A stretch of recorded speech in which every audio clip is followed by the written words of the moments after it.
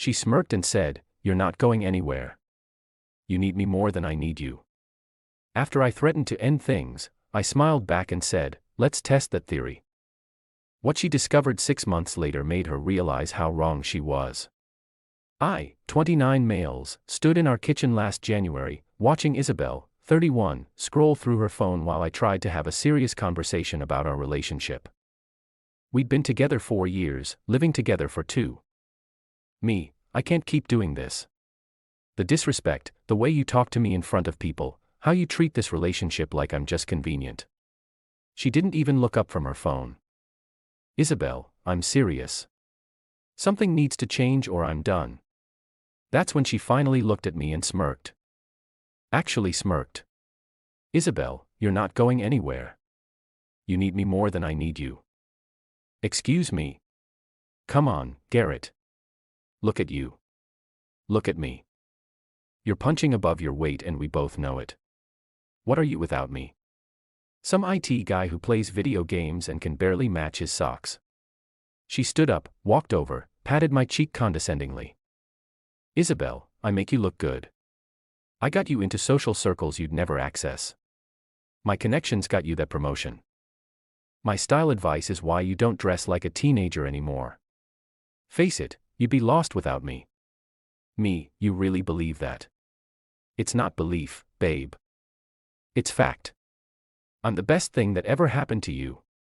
You're lucky I put up with your boring job, your weird friends, your family drama. So no, you're not going anywhere. I looked at her. Really looked at her.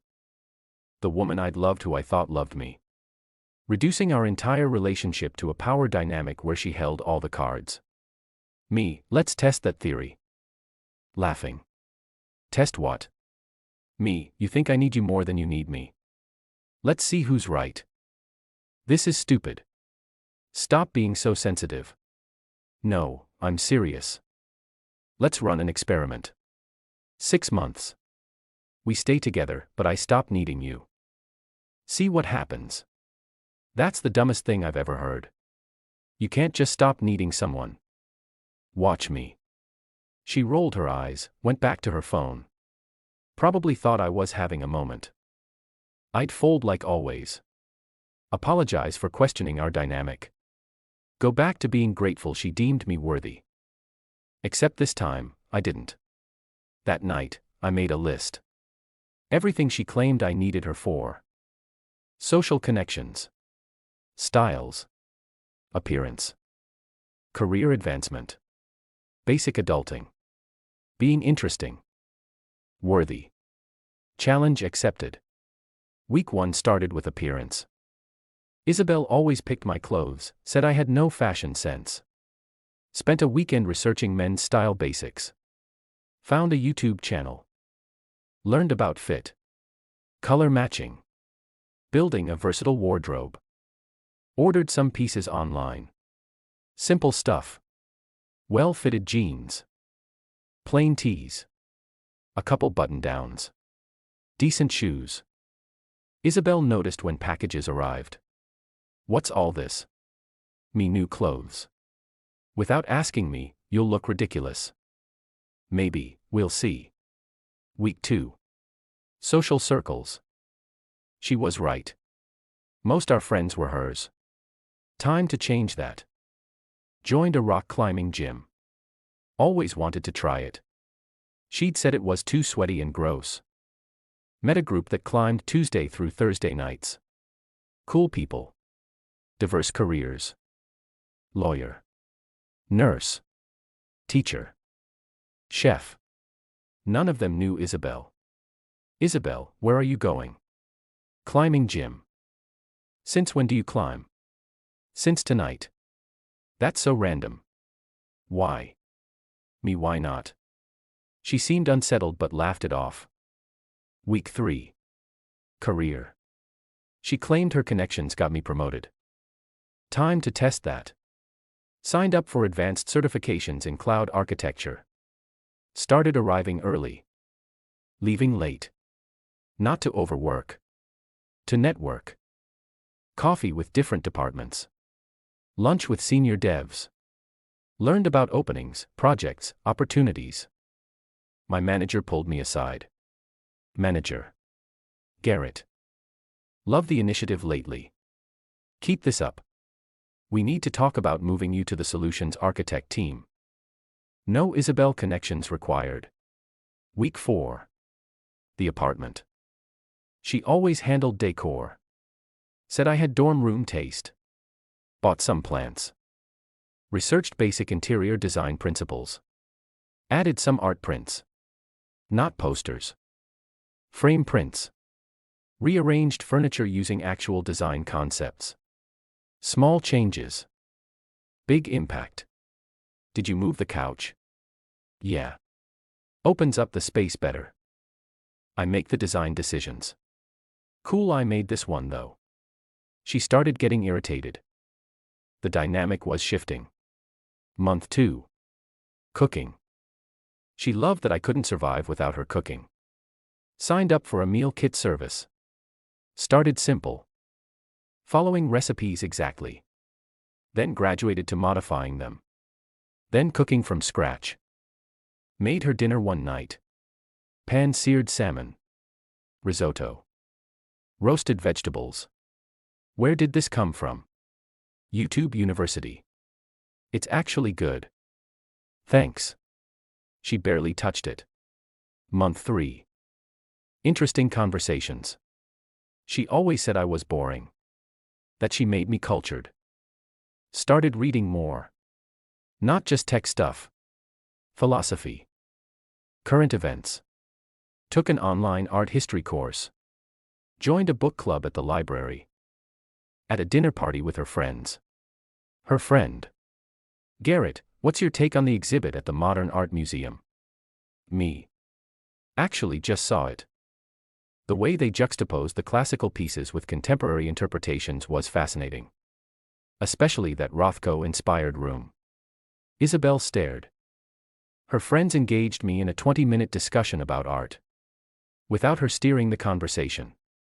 Month 4. Family drama. She positioned herself as the buffer between me and my difficult family. Started calling my mom weekly.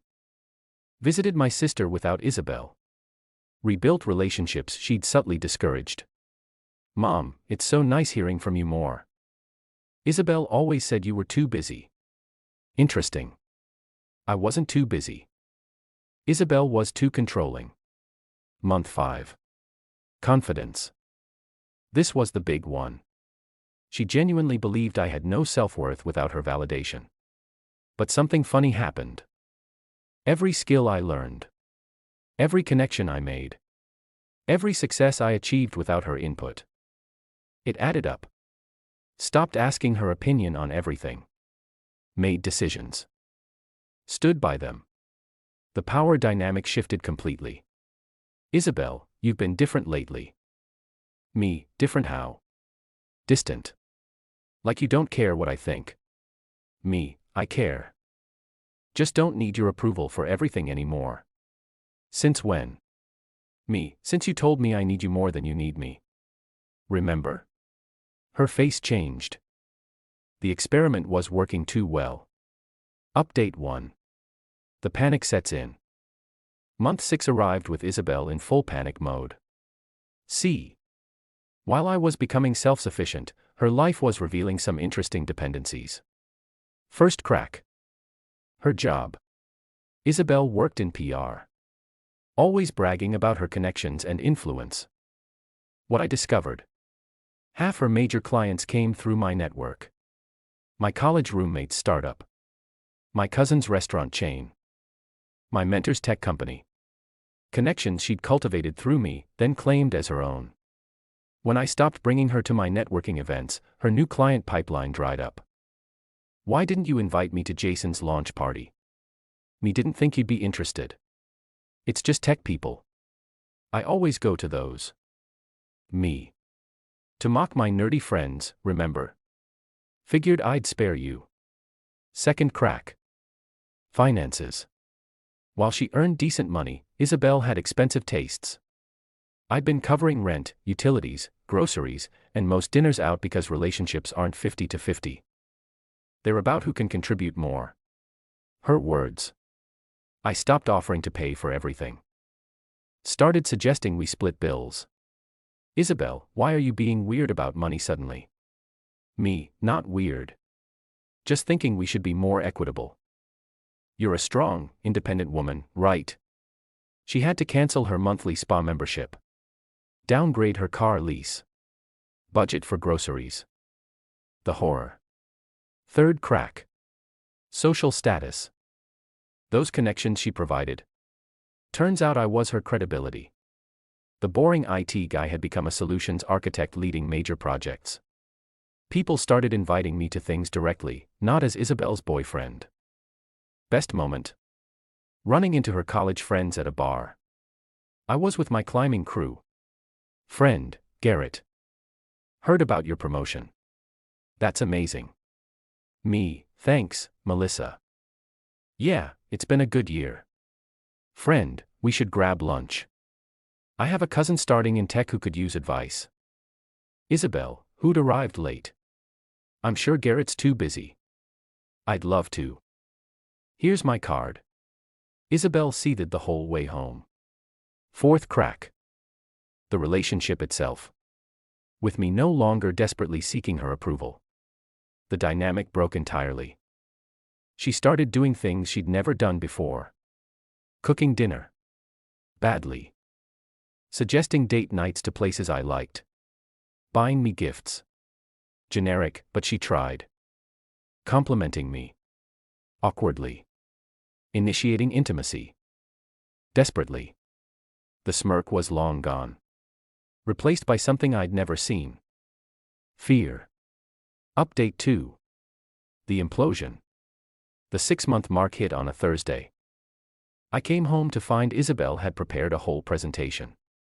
Literally. Laptop hooked to the TV. PowerPoint ready. Sit. We need to talk. The presentation was titled, Us. Why We Work. Slide 1. Photo of us from year 1. We were perfect together. Slide 2. List of everything she'd done for me. Introduced you to culture. Style. Success. Slide 3. Recent photos of me. Look how far you've come thanks to me. I sat through all 15 slides. She'd even added transitions and music. See. We're a team. I made you who you are and I appreciate that you contribute too. Is that what you think happened here? I know I said some harsh things 6 months ago, but I was stressed. You know I didn't mean it. You meant every word and you were wrong. No. Look at the evidence. You needed me to become this person. I became this person in spite of you. Not because of you. You held me back. Made me doubt myself. Convinced me I was lucky to have you. The only thing you were right about was that someone in this relationship needed the other more. You just got which one backward. Her face crumbled. You're breaking up with me. The experiment's over, Isabel. Results are in. This was all a game to you. Me no. It was a test. Your test. You set the parameters. She tried everything over the next week. Anger. You manipulated me. This whole thing was a sick mind game. Bargaining. We can go to counseling. I'll change. I see now how wrong I was. Guilt. 4 years. You're throwing away 4 years. Manipulation. No one will ever love you like I do. That last one made me laugh. Me, that's the point. I don't want to be loved like that again. I moved out the next weekend. Into a nice 1-bedroom closer to work and a climbing gym. She kept texting, calling, emailing. Cycled through every emotion. I miss you. You're making a huge mistake. I hope you're happy. Actually, I hope you're miserable. Please come back. You were nothing before me. Blocked her on everything. Final update, 6 months later. It's been a year since the kitchen conversation. 6 months since I moved out. Life update for those asking. Me, promoted to senior solutions architect. Leading a team of 12. Turns out I'm pretty good at my job when I'm not constantly being told I'm mediocre. Completed 3 more certifications. Speaking at a tech conference next month. Still climbing twice a week. Can do routes I couldn't even attempt before. Lost 20 pounds of relationship weight. Gained actual muscle. Who knew exercise was fun when your partner isn't mocking your efforts? Dating someone new. Rebecca from book club. She's a pediatric nurse who owns her own condo and has never once suggested I'm punching above my weight. Weird how healthy relationships don't involve constant power struggles. My apartment's featured on an interior design blog. Yeah, the guy with dorm room taste got featured for his minimalist bachelor pad that doesn't sacrifice warmth. Still makes me smile. Family relationships stronger than ever. Turns out they weren't difficult. Isabel just made every interaction difficult. Mom visits monthly now. Sister and I grab beers every Friday. As for Isabel, heard through mutual contacts. Lost 3 major clients in 6 months. Without my network feeding her leads, her business struggled. Had to take a junior position at another firm. Moved back with roommates. Couldn't afford her luxury apartment alone. Posted passive-aggressive quotes about knowing your worth and men intimidated by strong women. Dated a series of guys who all bailed within weeks. Turns out people don't enjoy being constantly told they're inferior and lucky to be chosen. Last I heard, she was in therapy. Good for her, honestly. Maybe she'll figure out that relationships aren't about power dynamics and who needs who more. They're about 2 whole people choosing each other. But the real kicker. Ran into her last month at a coffee shop. She looked rough. Saw me. Tried to walk over. I was with Rebecca and some climbing friends, laughing about something. She stopped halfway, watched us for a moment. I saw the realization hit. I wasn't just surviving without her. I was thriving. Everything she said I needed her for, I'd achieved and surpassed on my own. She turned and left without saying anything. Rebecca noticed. Old friend. Me, old something. Not important. And it wasn't. She wasn't. The woman who smirked and said I'd be nothing without her. She was wrong. I wasn't nothing without her. I was everything she'd convinced me I couldn't be. She said I needed her more than she needed me. Turns out, neither of us needed the other. But only one of us built a life that proved it. The experiment was a complete success. Hypothesis rejected. I didn't need her. Never did. Just needed to believe in myself more than I believed her lies. Best 6 months of my life, worth every smirk. If you enjoyed the story and want to hear more just like it, don't forget to like the video, drop a comment with your thoughts and subscribe for more stories. Your support helps these stories reach more people and trust me, the next one, it's even wilder.